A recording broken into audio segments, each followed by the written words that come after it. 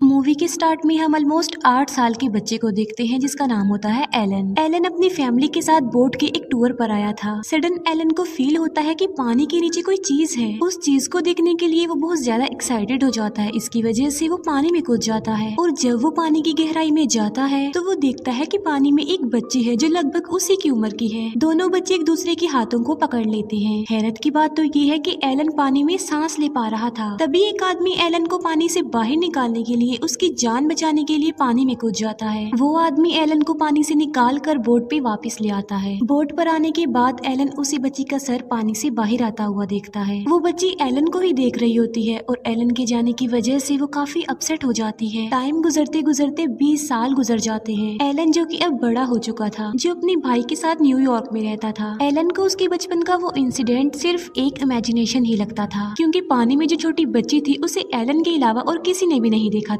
New York में Elon एक bore जिंदगी गुजार रहा था। उसकी लाइफ में कुछ ऐसा नहीं था जो उसकी जिंदगी को खास बना देता। एलन के सारे फ्रेंड्स भी उसे छोड़ देते हैं। इस बात से दुखी होकर एलन बहुत ज्यादा ड्रिंक कर लेता है। फिर एलन अपने भाई को कहता है कि मैं एक आइलैंड पर जा रहा हूँ, इसीलिए वो 300 माइल्स की दूरी पर एक आइलैंड के लिए निकल जाता है। नेक्स्ट मॉर्निंग तक एलन वहाँ पर पहुँच जाता है। एलन को आइलैंड की जिस साइड पर जाना था वो वहाँ पर तो नहीं आता, बल्कि किसी गलत साइड पर आ जाता है और अब उसे दूसरी साइड पर जाना था। एलन को वहाँ पर कुछ लोग मिलते हैं। एलन उनसे कहता है कि क्या आप मुझे दूसरे रास्ते पर ड्रॉप कर देंगे। वहाँ पर एक साइंटिस्ट होता है जो पानी में रिसर्च करने के लिए जा रहा था। वो सोचता है कि एलन को किसी दूसरे साइंटिस्ट ने उसके काम पर नजर रखने के लिए भेजा है, इसीलिए ना तो वो एलन से ठीक से बात करता है और उसे अपने साथ ले जाने से भी इनकार कर देता है। एलन को वहाँ पर एक छोटी बोट वाला मिल जाता है। एलन उस बोट में बैठकर दूसरी साइड पर जाने लगता है, लेकिन समंदर के बिल्कुल बीच में उनकी बोट खराब हो जाती है। जिस आदमी की बोट होती है वो पानी में कूद जाता है, क्योंकि उसे स्विमिंग करना आती थी। वो आदमी एलन को कहता है कि मैं बहुत जल्द एक छोटी बोट लेकर आ रहा हूँ अपने साथ। एलन पूछता है कि क्या इससे भी कोई छोटी बोट है, क्योंकि जिस बोट में वो बैठा हुआ था वो भी काफी छोटी थी। वो आदमी वहाँ से निकल जाता है और एलन समंदर के बिल्कुल बीच में अकेला ही फंस जाता है। मुसीबत की बात तो ये थी कि एलन को स्विमिंग भी नहीं आती थी। फिर एलन बोट स्टार्ट करने की कोशिश करता है। बोट तो स्टार्ट हो जाती है, लेकिन एलन खुद जाके पानी में गिर जाता है। बोट जो कि चल रही होती है और एलन के चारों तरफ घूमना शुरू कर देती है। अब वो बोट एलन की तरफ आ रही थी और एलन का सर उस बोट से टकरा जाता है। अब एलन बेहोश होकर पानी में डूबने लगता है। जब एलन को होश आता है तो वो खुद को बीच पर पाता है। एलन के सामने वहीं पर एक लड़की खड़ी होती है। एलन उस लड़की से उसका नाम पूछता है, लेकिन वो कोई आंसर नहीं करती। वो एलन के करीब आती है और फिर दोबारा से समंदर की तरफ चली जाती है। एलन उसे कहता है कि मुझे स्विमिंग नहीं आती तो मुझे अपना कॉन्टेक्ट नंबर ही दे दीजिए, लेकिन वो एलन को बगैर कुछ जवाब दिए ही पानी में चली जाती है। यहाँ पर हम ये जान पाते हैं कि ये जो लड़की होती है असल में ये एक मरमेड थी, एक जलपरी थी। वो लड़की समंदर में अब उस जगह पर जाती है जहाँ एलन उसे मिला था। वो देखती है कि वहाँ पर एलन का वॉलेट भी है, उसके कार्ड्स भी हैं और उस पर उसका एड्रेस भी मेंशन है। पानी में डूबी हुई एक शिप के पास वो जलपरी जाती है। वहाँ पर एक नक्शा भी होता है जिसे वो जलपरी चेक करती है। नक्शे की मदद से उसे एलन का घर पता चल चुका था। इसके बाद एलन वापिस न्यूयॉर्क में आ जाता है। जो मरमेड होती है, जो जलपरी होती है, वो भी न्यूयॉर्क आ जाती है। अब क्योंकि वो मरमेड कपड़ों के बगैर पानी से बाहर आई थी तो सब लोग उसे कपड़ों के बगैर देखकर काफी एक्साइटेड हो जाते हैं। मरमेड को चारों तरफ से घेर लिया जाता है। भीड़ होने की वजह से पुलिस भी वहाँ पर आ जाती है। फिर पुलिस उसे कपड़े पहनाकर अपने साथ ले जाती है। अब क्योंकि मरमेड के पास एलन का वॉलेट था तो पुलिस एलन से कांटेक्ट करके उसे पुलिस स्टेशन बुला लेती है। एलन जब पुलिस स्टेशन आता है तो वो उसी लड़की यानी मरमेड को वहाँ पर देखता है। एलन उसे देखकर फौरन समझ जाता है कि ये तो वही लड़की है जिसने आइलैंड पर मेरी जान बचाई थी। एलन उसे देखकर खुश हो जाता है और वो लड़की भी एलन को देखकर खुश हो जाती है और वो एलन के पास आती है। एलन यहाँ पर ये समझता है कि शायद ये लड़की बोल नहीं सकती। ये मरमेड जब पानी में होती है तो इसकी दुम भी होती है और जब ये पानी से बाहर आती है तो इसके इंसानों जैसे पाँव निकल आते हैं।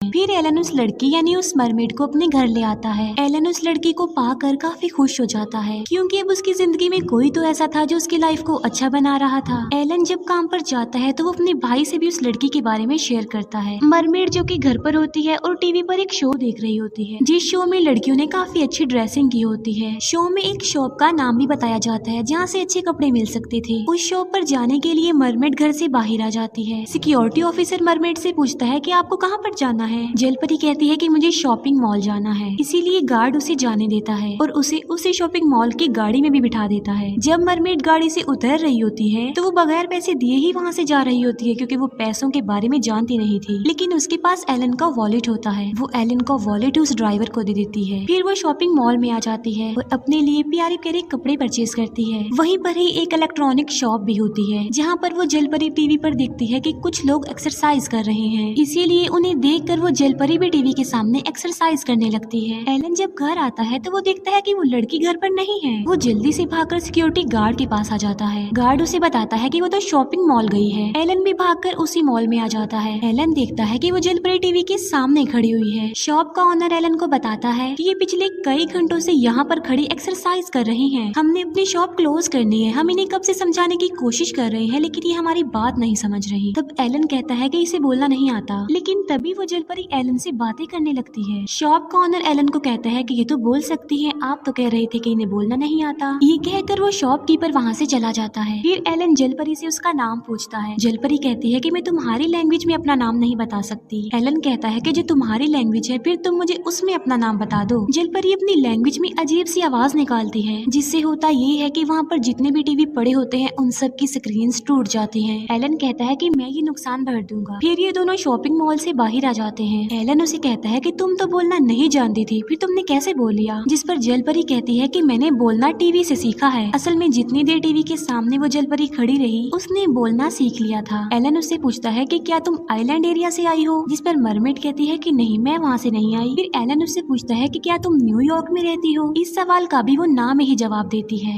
एलन को यहाँ पर समझ नहीं आती तो फिर वो कहाँ से आई है, लेकिन जलपरी के लिए वो सारा शहर, सारी चीजें नई थी।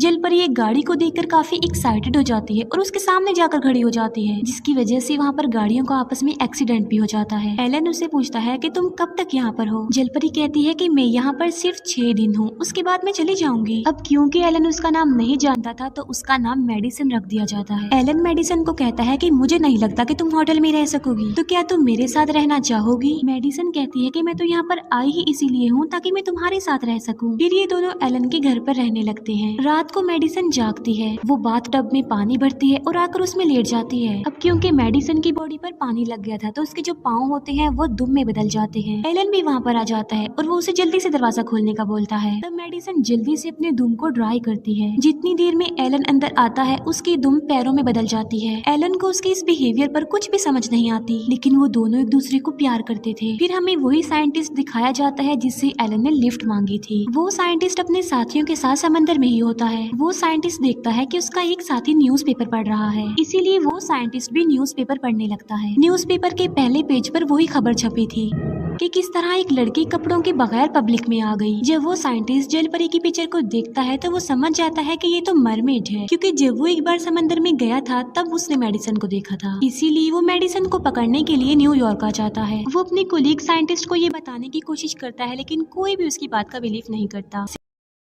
सीनियर साइंटिस्ट उसे कहता है कि तुम्हें किसी साइकाट्रिस्ट की जरूरत है। दूसरे सीनियर साइंटिस्ट को वो साइंटिस्ट कहता है कि वाकई मरमेड पाई जाती हैं, वो इस दुनिया में एग्जिस्ट करती हैं। उसका सीनियर ये बात सुनकर कहता है कि अगर वो मरमेड है तो उसके पाँव कैसे हैं, क्योंकि मरमेड की दुम होती है, पाँव नहीं होते। वो बताता है कि जब जलपरी पानी से बाहर होती है तो उसके इंसानों जैसे पैर निकल आते हैं, और जब वो पानी में होती है तो उसकी दुम निकल आती है। और चाहे कुछ भी हो जाए, मैं ये बात प्रूव कर दूंगा कि वो लड़की एक मरमेड है। उसका सीनियर कहता है कि क्या तुम सबको दिखाने के लिए कि वो एक जलपरी है उस पर पानी डाल दोगे? ये बात सुनकर उस साइंटिस्ट को एक आइडिया आ जाता है। वो बकेट को पानी से भरकर मेडिसन का पीछा करता है। वो देखता है कि मेडिसन एक जगह पर रुकी है और वो पानी उस पर फेंक देता है, लेकिन वो देखता है कि वो लड़की मेडिसन नहीं थी बल्कि कोई और थी, जिस पर उसने मेडिसन समझ के पानी फेंक दिया। इस बात पर उस लड़की का हस्बैंड साइंटिस्ट को काफी मारता है। फिर हम देखते हैं कि मेडिसन और एलन स्केटिंग कर रहे होते हैं। वहाँ पर एलन मेडिसन को शादी के लिए प्रपोज करता है, लेकिन मेडिसन इस बात पर साफ इनकार करती है। वो कहती है कि मेरे पास सिर्फ 3 दिन है और इन 3 दिनों में मैं अपनी लाइफ को एंजॉय करना चाहती हूँ। इस बात से एलन को काफी दुख होता है। वो उसे कहता है कि मैं तुम्हारे बारे में जानना चाहता हूँ, मैं तुम्हारे साथ लाइफ स्पेंड करना चाहता हूँ। मेडिसन कहती है कि मैं तुम्हें अपनी रियलिटी नहीं बता सकती क्योंकि तुम उसे एक्सेप्ट नहीं करोगे। गुस्से में आकर एलन उसे कहता है कि आखिर तुम कहाँ से आई हो, जहाँ पर लोग कपड़े नहीं पहनते, उन्हें बोलना नहीं आता, म्यूजिक नहीं सुनते। मेडिसन इस बात से नाराज होकर वहाँ से भाग जाती है। एलन मेडिसन को काफी ढूंढता है लेकिन वो उसे कहीं पर भी नहीं मिलती। अगली सुबह हम मेडिसन मेडिसन को समंदर के किनारे पर खड़ा हुआ देखते हैं। वो समंदर में वापस जाना नहीं चाहती थी, इसीलिए वो दोबारा वापस एलन के पास ही आ जाती है। वो एलन को कहती है कि ठीक है, मैं तुमसे शादी कर लेती हूँ, लेकिन सबसे पहले मैं तुम्हें अपनी रियलिटी बताऊंगी। एलन कहता है कि मैं तो सुनना चाहता हूँ तुम्हारी रियलिटी। मेडिसन उसे कहती है कि अब नहीं, मैं तुम्हें फिर बताऊंगी। ये दोनों लिफ्ट के जरिए अपने घर आने लगते हैं। दूसरी तरफ हम उसी साइंटिस्ट को देखते हैं जो कि मेडिसन का वेट कर रहा होता है, क्योंकि वो मेडिसन पर पानी फेंककर उसकी रियलिटी सबके सामने लाना चाहता था कि वो एक जल परी है। एलन और मेडिसन जब लिफ्ट में होते हैं तो वो भागकर ऊपर जाता है। वहाँ पर जो वाटर पंप होता है वो उसे तोड़कर लिफ्ट के आगे खड़ा हो जाता है। जैसे ही लिफ्ट का दरवाजा खुलता है तो वो पानी फेंकने लगता है। यहाँ पर एलन और मेडिसन नहीं होती, बल्कि वही कपल होता है जिस पर वो पहले भी पानी फेंक चुका था, और उस लड़की का हस्बैंड फिर से उस साइंटिस्ट को बहुत पीटता है। वहाँ पर एलन और मेडिसन इसीलिए नहीं थे क्योंकि वो वापस चले गए थे। एलन मेडिसन को कहता है कि मैं आज रात ही तुमसे शादी करूंगा। फिर वो दोनों एक पार्टी में चले जाते हैं और वो साइंटिस्ट वहाँ पर भी पहुँच जाता है। उसने वाटर टैंक को अपने पीछे कपड़े से कवर किया हुआ था, लेकिन इससे पहले कि वो मेडिसन पर पानी फेंककर उसे गीला करता, वहाँ पर सिक्योरिटी गार्ड्स आकर उसे बाहर निकाल देते हैं। तभी एलन और मेडिसन भी पार्टी से बाहर आ जाते हैं और वहाँ पर पूरी मीडिया भी पहुँच चुकी थी।